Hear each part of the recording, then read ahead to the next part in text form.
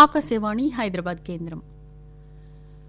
అయోధ్య శ్రీరామ మందిరం ప్రాణ ప్రతిష్ఠ మహోత్సవం సందర్భంగా ప్రత్యేక చర్చాగోష్ఠి ప్రత్యక్ష ప్రసారమవుతుంది మరికొద్ది క్షణాల్లో. ఇందులో పాల్గొనే వక్తలు ఆచార్య తాడేపల్లి పతంజలి, ప్రముఖ ఆధ్యాత్మికవేత్త, మరియు డాక్టర్ జి వెంకటేశ్వరరాజు, ధార్మిక ప్రచారకులు. అనుసంధానకర్త senior journalist doctor Kavuri Rajesh Patel గారు.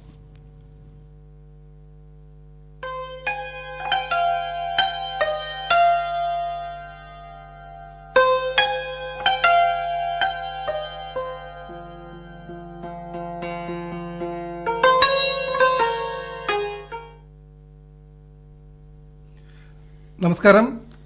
అయోధ్య శ్రీరామ మందిరం ప్రాణప్రతిష్ఠా మహోత్సవం అనే ప్రత్యేక కార్యక్రమం ప్రత్యక్ష ప్రసారం ద్వారా వింటున్న ఆకాశవాణి హైదరాబాద్ కేంద్ర శ్రోతలందరికీ నమస్కారం. ఈ కార్యక్రమంలో ఆచార్య తాడేపల్లి పతంజలి గారు, ప్రముఖ ఆధ్యాత్మికవేత్త, అలాగే జి వెంకటేశ్వరరాజు గారు, ధార్మిక ప్రచారకులు వక్తలుగా పాల్గొంటున్నారు. శతాబ్దాల నాటి వివాదాన్ని ఇక చరిత్ర పుటలకి పరిమితం చేస్తూ శ్రీరాముడి పుట్టిన నేలపై ఓ ఆలయాన్ని నిర్మించుకోవాలనే రామభక్తుల ఆకాంక్ష సఫలీకృతమైంది. ఆలయంలో శ్రీరాముడి విగ్రహ ప్రతిష్టకు జనవరి 22వ తేదీన శుభముహూర్తం నిర్ణయించారు.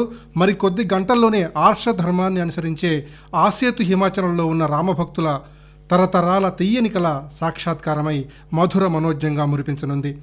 రాముడు కౌసల్యాదేవి పొత్తిళ్లలో కన్నువిప్పి కేరింతలు కొట్టిన చోట, రాముడు బుడిబుడి అడుగులతో బాలరాముడిగా సంచరించిన చోట, రాముడు అయోధ్యారాముడై, దశరథరాముడై, సీతారాముడై, రాజారాముడై వర్ధిల్లిన చోట ఆయనకు మందిరం నిర్మించాలని ఎన్నో తరాలుగా, ఎన్నో శతాబ్దాలుగా ఆకాంక్షిస్తున్నారు. ఆ ఆకాంక్షలు, సంకల్పాలు నెరవేరే ఘడియలు రానే వచ్చాయి. మరి ఈ అయోధ్య రామాలయ నిర్మాణం పూర్వాపరాలకు సంబంధించి ఈనాటి మన ప్రత్యేక చర్చా కార్యక్రమంలో సమగ్రంగా విశ్లేషించుకుందాం. తాడేపల్లి పతంజలి గారు, ఈ కార్యక్రమాన్ని మీతో ప్రారంభించినట్లయితే 5 శతాబ్దాల నాటి కళ మరి కొద్ది గంటల్లోనే సాకారం కాబోతోంది. అయోధ్యలో నిర్మితమైన భవ్యమైన నవ్యమైన మందిరంలో బాలరాముడి విగ్రహం కొలువుదీరనుంది. బాలరాముడి విగ్రహ ప్రాణప్రతిష్ఠ శుభతరుణ సందర్భంలో రామ జన్మభూమి అయోధ్యలో రామాలయ నిర్మాణ పూర్వాపరాల్ని ఎలా విశ్లేషించుకోవాలి? చాలా సంతోషం అండి రాజేష్ పటేల్ గారు.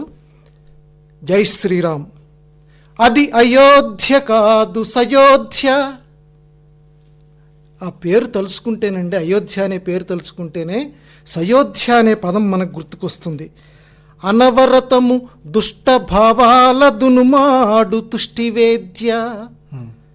అటువంటి గొప్పదైనటువంటి అయోధ్య ఎన్నెన్నెన్నెన్నో ఆటంకాలను దాటుకొని ఈరోజు మనకి కళ్ళ విందు చేస్తోంది.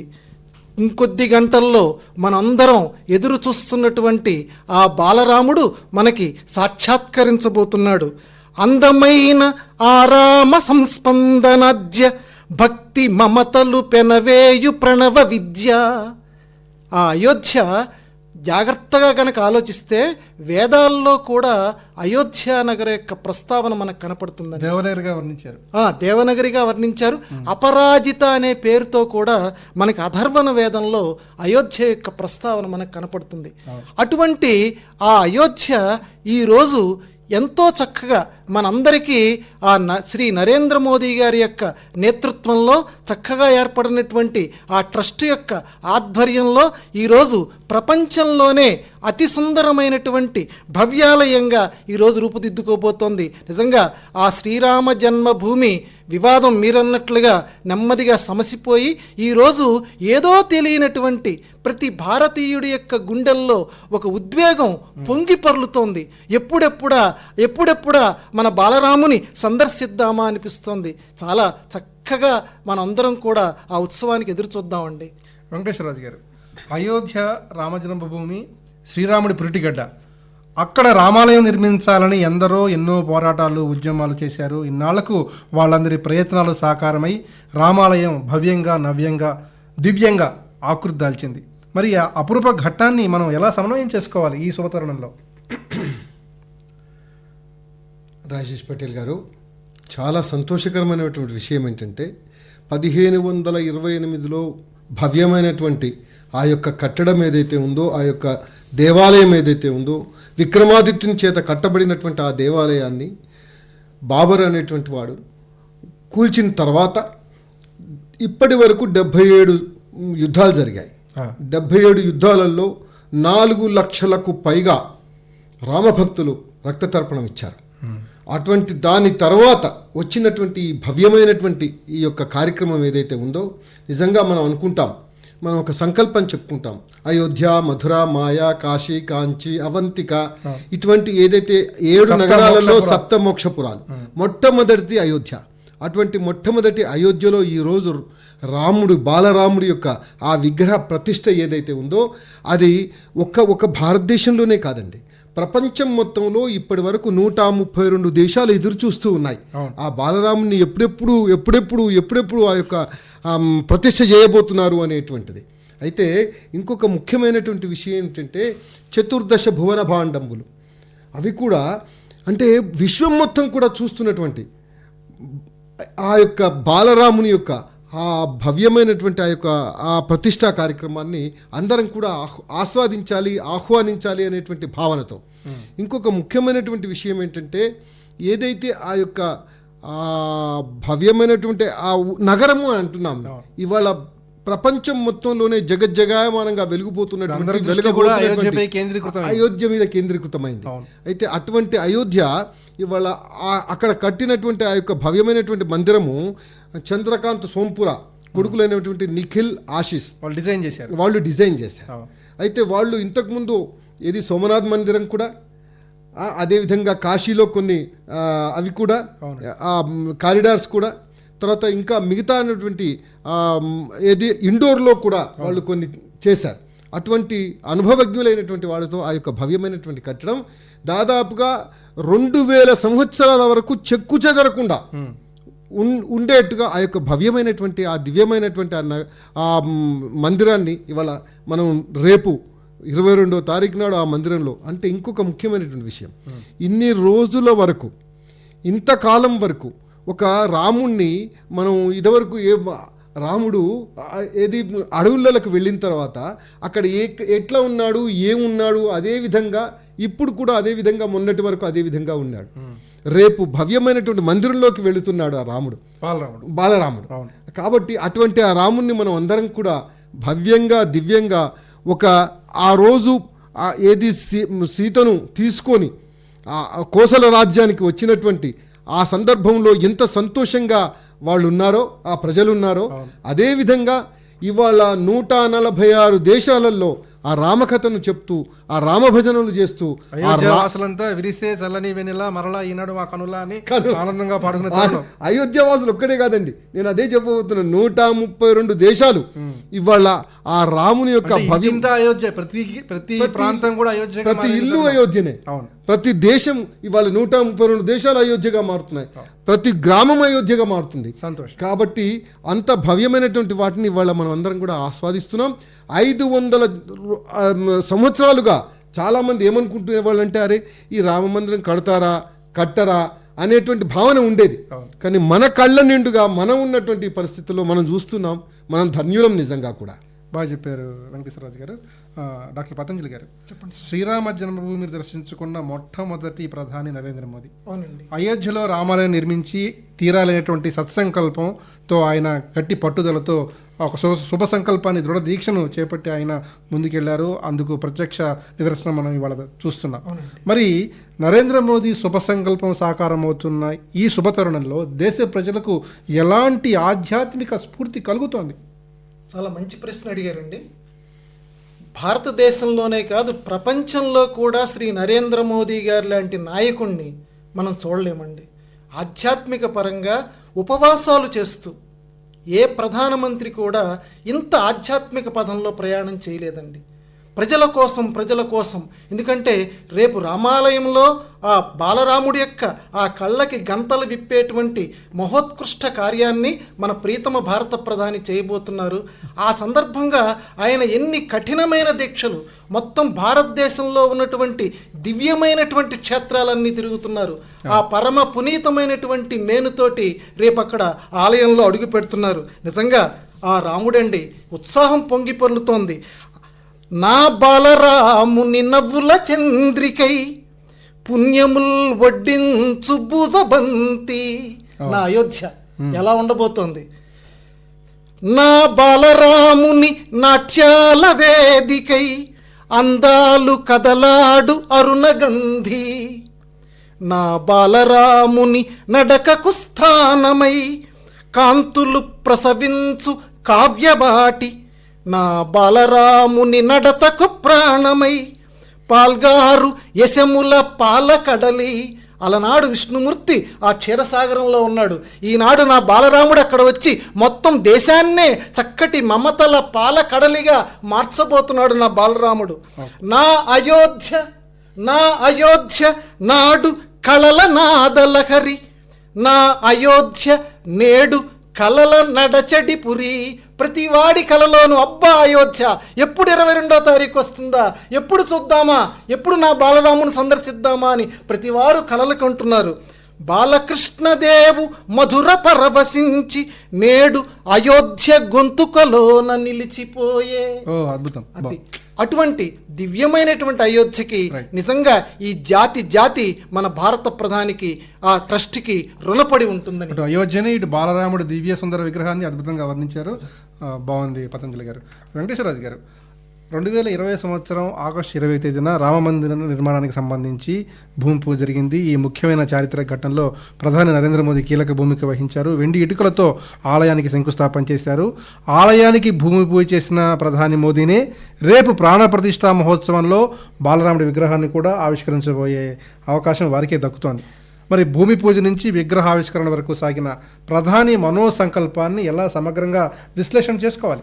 ఇంకొక ముఖ్య విషయం కూడా, ఆ రోజు ఏదైతే భూమి పూజ చేశారో ఆ రోజు కామేశ్వర్ చోపాలని బీహార్ నుంచి ఒక దళిత నాయకుడు, ఆ దళిత నాయకుని చేతుల మీదుగా ఆ యొక్క ప్రతిష్టా కార్యక్రమం జరిగింది. అతిరథ మహారథులు ఉన్నా కూడా మన అంటే తరతమ భేదాలు లేవు ఆ రాముడికి అనేటువంటి భావనతోనే అతనితో చేయించారు. అయితే అప్పటి నుండి ఇప్పటి వరకు అనేక విధాలైనటువంటి అంటే గ్రామాన రథాలు తిరిగాయి. తర్వాత రామ ఇటుకలు ఇక్కడి నుంచి అయోధ్యకు వెళ్ళాయి. జై శ్రీరామ్ అనేటువంటిది రామ రథాలు. అదే విధంగా వాడన వీధిన ఈ యొక్క రామ భజనలు చేస్తూ కొంతమంది కరసేవకులుగా కొంతమంది వెళ్ళారు. దాని తర్వాత అక్కడ జరిగినటువంటి మనందరికీ తెలుసు 1990 సంవత్సరంలో అక్కడికి వెళ్ళి కరసేవ చేయాలి అనేటువంటి భావనతో అక్కడికి వెళ్ళినప్పుడు అప్పుడున్నటువంటి అంటే చరిత్ర కాబట్టి మనం చెప్పుకోవాల్సినటువంటి అవసరం ఉంది. అప్పుడున్నటువంటి ఆ యొక్క చీఫ్ మినిస్టర్ ములాయం సింగ్ యాదవ్ గారు ఒక మాట అన్నారు, ఈ అయోధ్య మీద గ్రద్దను కూడా నేను తిరగనీయను అని అన్నారు. కానీ అక్కడికి వెళ్ళినటువంటి ఆ యొక్క కరసేవకులు అక్కడికి వెళ్ళి దాని తర్వాత ఆ యొక్క గుంబజుల మీద భగవద్ధ్వజాలు ఎగిరేసినటువంటి అనుకున్న కార్యక్రమాన్ని జయప్రదంగా పూర్తి చేశారు. దాని తర్వాత 1992లో కూడా డిసెంబర్ 6 నాడు ఆ యొక్క ఏదైతే వివాదాస్పద కట్టడం మనం అంటున్నాం, ఆ వివాదాస్పద కట్టడాన్ని తీసివేయడం, చరిత్రలో లేకుండా చేయడం. అయితే మొత్తంగా చూసినట్లయితే సంకల్పం చేయటం వేరు, ఆచరణ చేయటం వేరు. సంకల్పాన్ని ఆచరణాత్మకంగా నిరూపించిన ఖ్యాతి ప్రధానమంత్రి 100% అండి, 100% చూడాలి. ఇంకొక విషయం కూడా చెప్తున్నాను, చాలా మంది అంటుండేవారు, అంటే ఉన్న ఫ్యాక్ట్ ఏంటంటే ఎలక్షన్స్ రాగానే ఏమండి విశ్వ హిందూ పరిషత్కు ఆర్ఎస్ఎస్కు ఏం పని లేదా, ప్రతిసారి రామాలయము రామ మందిరము అది కట్టేదెప్పుడు దాన్ని చేసేదెప్పుడు అనేటువంటిది అంటుండేవారు. కానీ ఆ యొక్క కళ సాకారమైంది. అది ఎట్లా సాకారమైంది? గవర్నమెంట్ అంటే ప్రభుత్వ పరంగానే, ఒక న్యాయస్థానం పరంగానే లక్ష్యశుద్ధి ఉండాలి. లక్ష్యశుద్ధి 5 జడ్జెస్ ఇచ్చినటువంటి తీర్పు ప్రకారంగానే ఇది మనం కట్టుకుంటున్నాం. ఏదో అన్యాక్రాంతంగా కానీ అది కాకుండా ఇది జరుగుతున్నటువంటి విషయం. డాక్టర్ పతంజలి గారు, అయోధ్య అంటే ఎవరు గెలవలేనిది, విజయాలకు మారుపేరుగా నిలిచేదని అర్థం ఉంది, అందరికి తెలిసిందే. అలాంటి అయోధ్య ఇప్పుడు మన దేశ ఆధ్యాత్మిక రాజధానిగా దేదీప్యమానమై వెలుగొందడాన్ని ఎలా చూడాలంటారు? చాలా చక్కటి మాట అన్నారండి. నిజంగానే మన ఆధ్యాత్మిక రాజధాని అయోధ్య. ఎందుకనంటే మన వాల్మీకి మహర్షి వాల్మీకి రామాయణంలో అయోధ్య నగర వర్ణన చేస్తూ అయోధ్యానామ నగరీ తత్రాసీత్ లోక విస్తృత మనునా మానవేంద్రేణ యా పురీ నిర్మితా స్వయం అంటాడు. అంటే ఈ కోసల దేశంలో ఉన్నటువంటి అయోధ్యని మనువే స్వయంగా నిర్మించాడు, అందువల్ల ఆ నగరం మరింతగా లోక ప్రసిద్ధిని పొందింది అంటాడు. అంటే ఇక్కడ మీరు ఆధ్యాత్మికం అన్నారు చూడండి, అన్ని రోడ్లు రోము దగ్గరికి వెళ్తాయని ఎలా మన తెలుగులో ఒక సామెత చెప్పుకుంటామో, అలాగే ప్రపంచంలో ఉన్నటువంటి ఏ ఆధ్యాత్మిక మార్గం ఏదైనా సరే చివరికి అయోధ్యలోనే అక్కడికే చేరుకుంటుంది. ఇది ఎందుకంటే ఆ కట్టడం చాలామంది వీక్షిస్తున్నారు, కలలు కంటున్నారు. ఎందుకంటే దాన్ని చూస్తూ ఉంటే ఏదో తెలియనటువంటి ఒక దివ్యానుభూతి ప్రతివాడికి కలుగుతోంది. ఆనాడు అయోధ్య 12 యోజనాలు వెడల్పు 3 యోజనాలు ఉండేది. ఇప్పటి లెక్కలో సుమారుగా 168 కిలోమీటర్లు. ఇప్పటికి ఇంకా చాలా విస్తృతమైపోయి ఆ అయోధ్యలో ఈరోజు ఎంతమంది అండి, మా గురువుగారు శ్రీ అన్నదానం చిదంబర శాస్త్రి గారు, ఆ చిదంబర శాస్త్రి గారు 6 కోట్ల నామ జపం చేశారండి. ఆ యంత్రాన్ని సందర్శించే అదృష్టం నాకు కూడా కలిగింది. ఒక కార్యక్రమంలో పాల్గొంటూ వారి ఇంటికి వెళ్ళాను. ఆ రామ యంత్రాన్ని నాకు చూపించారు. ఇది ఈరోజు రేపు మన 22వ తారీఖు ఆ బాలరాముని విగ్రహం కింద ఆ యంత్ర ప్రతిష్టాపన జరగబోతోంది. ఎందుకంటే యంత్రం అనేటువంటిది మంత్రాధీనం అవుతుంది కాబట్టి తప్పనిసరిగా ప్రతి వాళ్ళు కూడా ఆ విగ్రహానికి ప్రాణప్రతిష్ఠ రేపు జరుగుతుంది. అందువల్ల దేదీప్యమానంగా ఉన్న ఒక్కసారి నిజంగా మనం అక్కడికి వెళ్ళలేకపోయామనే బాధ మన ప్రాణప్రతిష్ఠలో యంత్ర స్థాపన చాలా ముఖ్యమైనటువంటి విషయం. అది రేపు మనం సందర్శించబోతున్నాం. వెంకటేశ్వరరాజు గారు, అయోధ్య రామాలయ నిర్మాణంలో రామభక్తులందరికీ భాగస్వామ్యం కల్పించాలనే సంకల్పంతో నిర్మాణానికి అవసరమైనటువంటి డబ్బును భక్తుల నుంచే స్వీకరించాలని ట్రస్ట్ నిర్ణయించింది. 2021 సంవత్సరం జనవరి 21న, అంటే ఖచ్చితంగా 3 ఏళ్ల క్రితం ఇదే రోజున శ్రీరామ జన్మభూమి రామ్ మందిర్ నిధి సమర్పణ అభియాన్ పేరిట విరాళాల సేకరణను ప్రారంభించారు. రామాలయ నిర్మాణంలో ప్రతి రామభక్తుడికి భాగస్వామ్యం కల్పించడాన్ని ఎట్లా మనం గమనంలోకి తీసుకోవాలి? ముఖ్యంగా రేపు అయోధ్యలో బాలరాముడి ప్రాణ ప్రతిష్ఠ జరగబోతున్న నేపథ్యంలో ప్రతి సన్నిధిని, ప్రతి లోగిలని, ప్రతి ఇంటిని, ప్రతి ప్రాంతాన్ని, ప్రతి కార్యాలయాన్ని, ప్రతి కర్మాగారాన్ని, ప్రతి అంశాన్ని కూడా అయోధ్యగా భావిస్తూ ప్రతి ఒక్కరూ ఎటువంటి కార్యక్రమాలు చేపట్టాలి? చాలా సంతోషం అండి. రాముడు అంటే ఆ రోజు జరిగేటువంటి కార్యక్రమం ఏదైతే అంతకుముందు జరిగినటువంటి ఆ యొక్క నిధి సేకరణ కార్యక్రమంలో ఒక 6 వచ్చారు ధనవంతులు. ఒక 6 వచ్చి తీర్థక్షేత్ర ట్రస్ట్, రామ జన్మభూమి తీర్థక్షేత్ర ట్రస్ట్ వారిని కలిసి మేము చెక్స్ ఇస్తాం, ఏమి రాయకుండా మీకు బ్లాంక్ చెక్ ఇచ్చేస్తాం, మీరు ఎన్ని వేల కోట్లు ఖర్చు పెట్టండి, మీరు ఖర్చు పెట్టి భవ్యమైనటువంటి మందిరం నిర్మించండి అని చెప్పారు. చెప్తే వాళ్ళందరినీ చాలా సహృదయంతో పక్కకు పెట్టేసి ఏమన్నారంటే, ఈ రామ మందిరం ఒక్కరిది కాదు. ఇవాళ ఒక చిన్న ఉదాహరణ చెప్తాను. మన నౌబత్ పహాడ్ మీద వెంకటేశ్వర స్వామి దేవాలయం ఉంది. దాన్ని ఇప్పుడు ఏమంటామంటే బిర్లా మందిర్ అంటాం, కానీ వెంకటేశ్వర స్వామి అనవు డైరెక్ట్. అదేవిధంగా ఆ పేరు రాకూడదు. ప్రతి ఒక్కరూ కరసేవకులు అనుకోండి, రామభక్తులు అనుకోండి, అందరి యొక్క మేము కూడా ఇందులో ఒక భాగస్వాములం అయ్యాము అనేటువంటి భావన వాళ్ళకు రావాలనే ఉద్దేశంతో అందరి దగ్గర రామకార్యంలో ప్రతి ఒక్కరూ భాగస్వాములు. ఉడతా ఆ రోజు ఏ విధంగానైతే చేసిందో ఉడతా భక్తికి మీరు ఎంతైనా ఇవ్వండి, కానీ ఆ కార్యక్రమం మీరందరూ భాగస్వాములు కండి అని ఎప్పుడైతే చేశారో, ఒక భవ్యమైనటువంటి విషయం ఏంటంటే దేశంలో సెకండ్ వచ్చిందండి మన తెలంగాణ.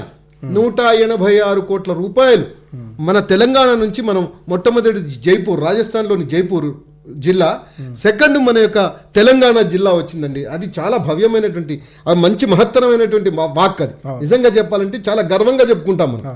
అయితే అటువంటి జరిగినటువంటి ఆ రూపాయలు అంటే చెప్తున్నాను. ఇంకొక ముఖ్యమైనటువంటి విషయం చెప్పాలి ఏంటంటే, కొంతమందికి తెలిసే లోపు ఆ యొక్క గడువు జరిగిపోయింది. అంటే వాళ్ళు అనుకున్నటువంటి దాని లక్ష్యానికంటే ఎక్కువ వచ్చేసాయి. ఎక్కువ వచ్చిన తర్వాత ఇంకొద్దు, మాకు ఒక పైసా కూడా వద్దు అని చెప్పేసి చాలా మంది ఇవ్వడానికి రెడీ అయ్యారు, కానీ తీసుకోలేదు. రేపు ప్రాణప్రతిష్ఠ సందర్భంగా గృహంలో పాటించాల్సిన విషయాలు క్లుప్తంగా చెప్పండి. ఇంకొక ముఖ్యమైనటువంటి రేపు జరిగేటువంటి కార్యక్రమాలు, ప్రతి ఇంటిని మనం మన ఇంట్లో శుభకార్యాలు ఏవైతే ఇంతకు ముందు వచ్చినటువంటి అక్షంతలు ఏవైతే ఉన్నాయో అవి ఇంటింటికి గడప గడపకు వచ్చాయి. ఆ అక్షంతలను తీసుకుని దేవుని దగ్గర పెట్టాలి. ముందు పెట్టిన తర్వాత రేపు మనం సామూహికంగా గుళ్ళల్లో మనం అందరం కూడా కలవాలి. కలిసిన తర్వాత ఆ గుళ్ళల్లో 12-20 నిమిషాలకు జరగబోయేటువంటి ఏదైతే ఆ ప్రతిష్టా కార్యక్రమాన్ని స్క్రీన్స్ మీద చూసి అందరం కలిసి చూడాలి అనేటువంటి భావన ఇది. అందరం కలిసి చూసి అక్కడ భోజన తాంబూలాదులు స్వీకరించి, ఎందుకంటే అది బ్రహ్మాండమైన కార్యక్రమం కదా, అక్కడి నుంచి ఇంటికి వెళ్ళిన తర్వాత సాయంత్రం పూట ఒక్కొక్కరి ఇళ్లలో మినిమం 5 దీపాలు వెలిగించాలి. మినిమం మీరు 1,00,000 దీపాలు వెలిగించండి, 1,00,00,000 దీపాలు వెలిగించండి, కానీ 5 ఎందుకు అని అడుగుతున్నారు చాలామంది. ఒకటేంటంటే పృథివ్యాపస్తేజో వాయురాకాశాలనే పంచభూతాలు అంటే పంచభూతాత్మకమైనటువంటి ఈ శరీరం ఇందులోనే పుట్టింది, అందులోనే పోతుంది. అదేవిధంగా పంచభూతాలను మనం ఆహ్వానించుకోవాలి. ఆ పంచభూతాలు కనుక అంటే నేచర్ కలామిటీ, ఇప్పుడు ఏదైనా వాయువు వచ్చింది, భయంకరమైనటువంటి వచ్చింది, దాన్ని ఆపడానికి మనం శక్తులు లేవు, అంటే మానవ శక్తి సరిపోదు.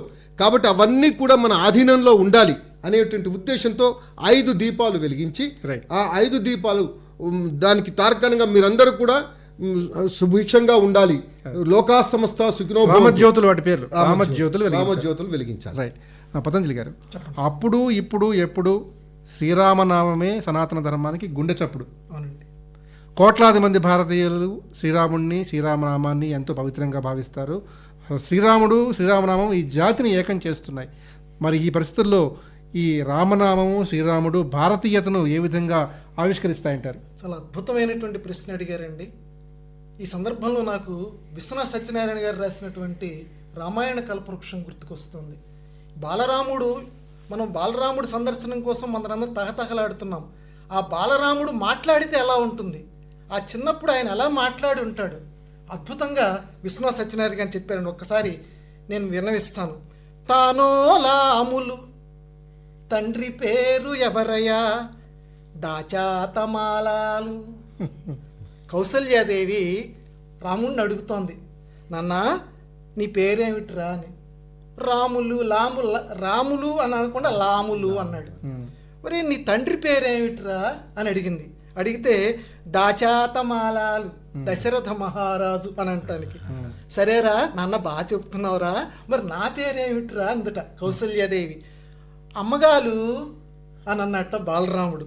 అంటే అమ్మగాలేమిట్రా, నేను కౌసల్య కదరా నా పేరు అని అందట కౌసల్య. అనేసరికి రాముడు ఒక్కసారి, ఆ బాలరాముడు ఒక్కసారి ఏడుపు లంకించుకున్నట్ట. అరే ఎందుకు ఏడుస్తున్నారు నాన్న, వద్దొద్దులే నాన్న, నేను కౌసల్య కాదులే అమ్మనేలే అని చెప్పిందట. ఇక్కడ చక్కటి జీవుడి వేదన విశ్వనాథ సత్యనారాయణ గారు. ఎందుకంటే జీవుడు పరమాత్ముడు కలవటానికి జీవుడి వేదన ఒకటి ఉంటుంది, అది ఇక్కడ అమ్మ అనే పదంలో చెప్పాడు. అటువంటి బాలరాముడు ఈ జాతి మొత్తాన్ని రేపు ఏకం చేయబోతున్నాడు. మొత్తం ప్రపంచ జాతి మొత్తాన్ని ఒక తాటి మీద నడపటానికి. ఎందుకంటే ప్రపంచం ఇంతకాలం మనం ఏం చెప్పుకుంటున్నామంటే ప్రపంచమంతా ఒకే కుటుంబం అని చెప్పుకుంటున్నాం. దానిని ఈరోజు మన బాలరాముడు, అయోధ్యలో ఉన్న బాలరాముడు నెరవేర్చబోతున్నాడు. మన ప్రధానమంత్రి నరేంద్ర మోదీ గారు, అలాగే ట్రస్ట్ గారి యొక్క అద్భుతమైనటువంటి క్రియ ద్వారా. రైట్. బాలరాముడి యొక్క హృదయాన్ని చాలా అద్భుతంగా ఆవిష్కరించారు పతంజలి గారు. వెంకటేశ్వరరాజు గారు, రామాలయాన్ని అయోధ్యలో నిర్మించాలనే సంకల్పానికి 1984 సంవత్సరంలో జరిగిన సాధు సంతుల సమ్మేళనం చాలా ముఖ్యమైన కీలక భూమిక పోషించింది. మరి ఆ తర్వాత శిలాన్యాస్ పేరిట నిర్వహించినటువంటి ఈ రకరకాల ప్రక్రియలు రామ నిర్మాణ ఆవశ్యకతను దేశ ప్రజల్లోకి బలంగా ఏ విధంగా ముందుకు తీసుకెళ్ళాయి, ఇప్పుడు మనం ప్రత్యక్షంగా సాకారంగా దర్శిస్తున్న ఈ రామమందిర నిర్మాణం వరకు సాగిన ప్రస్థానం ఎలా చూడాలి? ఇదొక ఫౌండేషన్ లాగా, అంటే రామరాజ్యానికి ఇవన్నీ ఒక ఫౌండేషన్. ఈ ఫౌండేషన్ అంతా కనపడదు రేపు రాముడే కనపడతాడు మనకు. ఈ ఫౌండేషన్ అంతా అంటే ఎందుకంటే ఒక భవ్యమైనటువంటి మందిరాన్ని చూస్తే ఆ మందిరం నిలవడానికి కారణం ఫౌండేషనే. ఫౌండేషన్ గట్టిగా లేకపోతే ఎంత పెద్ద భవనమైనా కూలిపోతుంది, ఈజీగా కూలిపోతుంది. అదేవిధంగా ఇప్పుడు చేసినటువంటి ఆ శిలాన్యాసం నుండి ఇప్పటి వరకు జరిగినటువంటి కార్యక్రమాలన్నీ ప్రాంత, కుల, మత భేదాలు లేకుండా, భాషా భేదాలు లేకుండా అందరినీ కలుపుకొని పోయి రేపు రామరాజ్యంలో కూడా అదే, no question of caste, creed, religion, anything. మొత్తం అందరూ కూడా సమాన భావము, మేమంతా సౌభాతృత్వంతో బతకాలి, మనమంతా రామరాజ్యంలో. అందుకొరకే అలనాడు కూడా ఆ రామరాజ్యంలో ఏ భేదభావాలు లేవు. కాబట్టి ఈ రోజు కూడా రాబోయే రాజ్యం కూడా కుల, మత, ప్రాంత, భాషా భేదాలు లేకుండా అందరం సమానమే, సౌభ్రాతృత్వంతో బ్రతుకుదాం. మన యొక్క మన మన తల్లిని అంటే భారతమాతను మనం భవ్యంగా దివ్యంగా రేపు చూడాలి అనేటువంటి భావనతో మనం అందరం ఒక సంవిధానం కావాలి. దానికి మన యొక్క సంస్కారాలన్నీ, మన ఆచారాలు, మన పడికట్టు, మన జీవన విధానం అన్నీ కూడా ఒక భవ్యమైనటువంటి పద్ధతిలో జరగాలి అనేటువంటి భావన రేపు రాబోయే రాజ్యంలో కలగాలి అనేటువంటిది ఆనాటి శిలాన్యాసం నుంచి ఈనాటి ప్రతిష్ఠ కార్యక్రమం వరకు జరిగినటువంటి ఇవన్నీ కూడా వీటికి చేదోడు వాదోడుగా వీటికి ఒక మేము ఉన్నాము మీకంతా అనేటువంటి భావన కలిగేటువంటి విధంగా జరిగినటువంటి ఈ కార్యక్రమాలన్నీ నిజంగా మనకు రేపు ఆదర్శం. అవన్నీ మన జీవన విధానానికి ఆదర్శం. అటువంటి దాన్ని మనం ఆహ్వానించాలి. పతంజలి గారు, సప్త మోక్షపురాల్లో అయోధ్య మొదటిది. అలాంటి అయోధ్య నగరి అద్వితీయ ఆధ్యాత్మిక విశ్వ చైతన్య స్వరూపాన్ని ప్రస్తుతం సంతరించుకొని మన ముందు దేదీప్యమానంగా భాసిల్లుతోంది. మరి అయోధ్య నగర వైభవాన్ని మన పురాణాలు, ఇతిహాసాలు ఏ విధంగా విశ్లేషించాయి, దాన్ని క్లుప్తంగా మాకు తెలియచేయండి. చాలా మంచి ప్రశ్న అడిగారండి. అయోధ్య ముందు మన తెలుగువారి యొక్క భాగ్యాన్ని కూడా ఒక్కసారి మీకు చెప్తాను. భద్రాచలం దేవాలయంలో ఆ విమానం మీద మన అధర్వణ వేదంలో ఇందాక నేను ప్రస్తావించినటువంటి ఆ చక్రం యొక్క నిర్మాణం ఉందండి. అందువల్ల ఆ నవచక్రం అని ఏదైతే అంటున్నామో ఆ నవచక్రం భద్రాచలంలో ఉంది. కాబట్టి తెలుగువారి అయోధ్య భద్రాచలం. ఈరోజు ఆ విశ్వవ్యాప్తంగా యశస్సు గడించుకుంటున్నటువంటి ఆ అయోధ్య మీరన్నట్లుగా సప్తపురాల్లోనూ మొదటి పురం, మొట్టమొదటిగా అయోధ్య నుంచి మొదలవుతోంది. ఏమండి? అయోధ్య నుంచి మొదలవుతోంది. ఏమిటండి ఈ అయోధ్య యొక్క గొప్పతనం అంటే మన శరీరమే అయోధ్య అన్నారు పురాణాలు. అందులో ఉండేటువంటి ఆ పరమాత్మ శ్రీరామచంద్రమూర్తి. ఈ నవచక్రాలు ఏవైతే ఉన్నాయో అవి మన శరీరంలో ఉన్నటువంటి నవద్వారాలు. ఏవైతే చక్రాలు ఇక్కడ మనం భూపురము లాంటి చక్రాలు ఏవైతే ఉన్నాయో అవి మన శరీరంలో ఉన్నటువంటివి. కాబట్టి నీది ఏదైతే శరీరం కనపడుతోందో ఆ శరీరమై అయోధ్యగా నీకు కనపడుతోంది. అంటే నువ్వే అయోధ్యే నువ్వు. కాబట్టి నీకు అయోధ్యకి మధ్య తేడా లేదు. కాబట్టి అయోధ్య అనేటువంటి పేరు స్మరించుకున్న, ఆ బాలరాముణ్ణి స్మరించుకున్న, ఎందుకంటే ఒక రాక్షసుడండి. రామో విగ్రహవాన్ ధర్మ అని చెప్పినటువంటి వాడు మనిషి కాడు, ఒక రాక్షసుడు చెప్పాడు. రాక్షసుడి చేతే ధర్మాత్ముడు అని చెప్పించుకున్నాడు మన శ్రీరామచంద్రమూర్తి, మన బాలరాముడు. అటువంటి బాలరాముడు ఎలా ఉంటాడో మళ్ళీ ఆ రాక్షసుడే చెప్పాడు. మీకు అయోధ్యలో ఉన్నటువంటి అయోధ్యకాండలో మీకు కనపడదు, బాలకాండలో కనపడదు. అరణ్యకాండలో మారీచుడు శ్రీరాముడు బాల్యంలో ఎలా ఉన్నాడు, మనం ఈరోజు కలవబోతున్నటువంటి, రేపు చూసి మనం పరవశించబోతున్నటువంటి ఆ బాలరాముడు ఎలా ఉంటాడో మారీచుడు రావణుడికి చెప్తాడు. చక్కగా ఉంటాడు. ఎలా ఉంటాడంటే ఆ కనుదోయితోటి నా బాలరాముడు చక్కగా చూడటంతో గుండెల్లోకి చొచ్చుకుపోయేటువంటి చూపులతోటి అందరినీ అలరిస్తూ ఉంటాడని ఇలా చాలా చాలా విశేషణాలతో వర్ణిస్తాడు. అటువంటి బాలరాముడి నివాసమైనటువంటి అయోధ్య మన పురాణాల్లో ఎంతగా ప్రసిద్ధి పొందిందో రేపు మన చరిత్రలో కూడా ఆ విధమైనటువంటి శాశ్వతమైనటువంటి కీర్తిని సముపార్జించుకోబోతోంది. వెంకటేశ్వరరాజు గారు, అయోధ్యలో నిర్మితమైన రామాలయం ఎన్నో ప్రత్యేకతల సమాహారం. మరి అలాంటి భవ్యమైనటువంటి నిర్మాణం మన జాతికి ఒక గుండె చప్పుడులా భాషలుతున్న తరుణంలో మొత్తంగా చూసినట్లయితే రామరాజ్య స్థాపనే మన లక్ష్యంగా ఈ తరానికి ఒక స్ఫూర్తిని అందించాల్సిన అవసరం ఎంతైనా ఉంది. ఆనాడు రాముడు ఏ విధంగా పరిపాలించాడు, అలాంటి ప్రత్యేక స్ఫూర్తిని, సమున్నతమైనటువంటి దీప్తిని మనం ఈ తరానికి కూడా మనం అందించాల్సిన అవసరం ఉంది. మరి రామరాజ్యం అంటే ఈ తరంలో ఎలా ఉండాలని మీ భావన? చాలా సంతోషం అండి. తరతమ భేదాలు లేకుండా శ్రీరామ రామ రామేతి రమే రామే మనోరమే సహస్రనామ తత్తుల్యం రామనామ వరాననే అనేటువంటిది ఏదైతే అంటున్నామో, ఈ తారక మంత్రం ఏదైతే ఉందో, ఈ తారక మంత్రం అందరి నోట్లలో నానుతూ రామరాజ్యం అనేటువంటిది ఏదైతే ఉందో, ఇంకొక విషయం శ్రీరామ జయరామ జయ జయరామ అనేటువంటి త్రయోదశాక్షర మంత్రం ఉంది. అంటే ఆ విజయ మహామంత్రం అంటారు దాన్ని. ఆ విజయ మంత్రం మహామంత్రాన్ని ఎవరైతే పాటిస్తారో, ఎవరైతే దాన్ని ఉచ్చరిస్తారో, స్మరిస్తారో వాళ్లకు ఐహికమైనటువంటి ఏ బాధలున్నా పోతాయి అనేటువంటిది పెద్దలు చెప్పినటువంటి విషయం. అందుకొరికే ఇవాళ సమర్థ రామదాసు ఆ మహామంత్రాన్ని నిజంగా ఒక్క విషయం చెప్పాలి. రాముడు అంటే అంత ప్రేమ ఎందుకు అందరిలో అని అంటుంటారు. రా ఆ మా అనేటువంటి 3 బీజాక్షరాలతో కూడుకున్నటువంటి ఆ రామం అనేటువంటి పదం ఏదైతే ఉందో, రా అంటే అగ్ని, ఆ అంటే సూర్యుడు భాస్కరుడు, మ అంటే చంద్రుడు. అంటే అర్థం ఏంటంటే ఈ మూడింటికి ఒక గుణం ఉంది, వెలుగునిచ్చే గుణం ఉంది. అంటే అజ్ఞానం అనేటువంటి ఆ యొక్క చీకటిని తొలగించి వెలుగు అనేటువంటి భావాన్ని మీకు పంచేదే రామ అనేటువంటి శబ్దం. ఆ రామ శబ్దం ఎవరైతే పఠిస్తారో వాళ్ళందరికీ కూడా భవ్యమైనటువంటి దివ్యమైనటువంటి ఆయన ఆశీస్సులు ఉంటాయి. అదేవిధంగా మనకు ఉండేటువంటి జ్ఞానం పోయి సకల భాగ్యాలు భోగభాగ్యాలు కలుగుతాయి అనేటువంటి వాదన మన పెద్దల్లో ఉండేటువంటి భావన. కాబట్టి అవన్నీ కూడా మనకు రావాలి అంటే, అవన్నీ కూడా అవి మనకు కలగాలి అంటే ఈ శ్రీ రామనామం ఏదైతే తారక మంత్రం ఏదైతే ఉందో ఈ రామనామ జపం చేస్తూ ఉండాల్సిందే.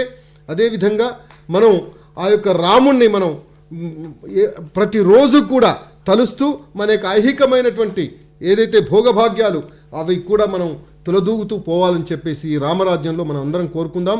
కుల మత ప్రాంత భాషా భేదాలు లేనిదే రామరాజ్యం, అదే రామరాజ్యం కావాలని చెప్పేసి మనం కోరుకుందాం. చివరిగా పతంజలి గారు, రాముడు అంటే సనాతన ధర్మానికి కలిమి, ఆర్ష వైభవానికి బలిమి, శ్రీరామ కథ భారతీయ జీవన చరిత, ఆదర్శ భావాల ఆరాధనీయ ధర్మాల పావన చరిత. అలాంటి శ్రీమద్ రామాయణం నుంచి, శ్రీరాముడి మూర్తిమత్వం నుంచి ఈ తరం ఏ విధంగా స్ఫూర్తి సందేశాన్ని స్వీకరించాలి?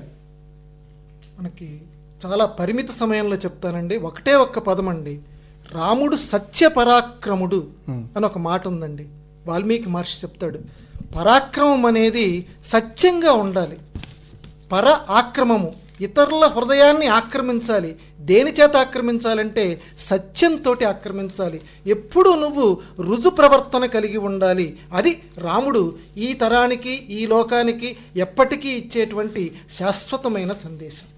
అయోధ్యలో రాముడు మానవుడిగా మహనీయుడిగా సంచరించిన పుణ్యభూమిపై అర్చామూర్తిగా విగ్రహాన్ని స్థాపించుకునే అవకాశం కోట్లాది మంది భారతీయులకు దక్కింది.